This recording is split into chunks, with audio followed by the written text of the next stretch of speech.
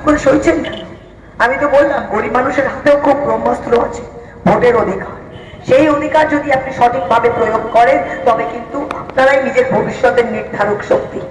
আপনার ভবিষ্যৎ কেউ কিছু বলতে পারে না, আপনারাই ঠিক করবেন কে আসনে থাকবে কে থাকবে না। আর 5 বছর যদি সে কাজ না করে তাকে বোতাম টিপে 1 সেকেন্ডের মধ্যে সরিয়ে দেওয়া কিন্তু আপনার অধিকার। আমি যদি কাজ না করি তাহলে 5 বছর বাদে আপনি আমাকেও সেইভাবে বোতাম টিপে সরিয়ে দিতে পারেন, সেই অধিকার কিন্তু আপনার আছে।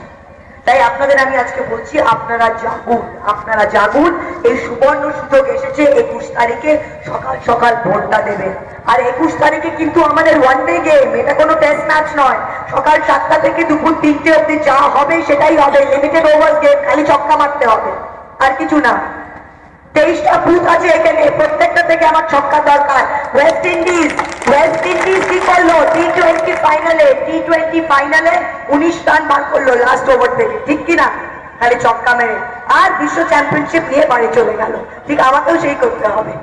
1 নম্বর অঞ্চলে যেখানে মানুষ বলছে আমি দাম চাবো, সেই 23টা বুথ থেকেই আমাকে লিড বার করতে হবে।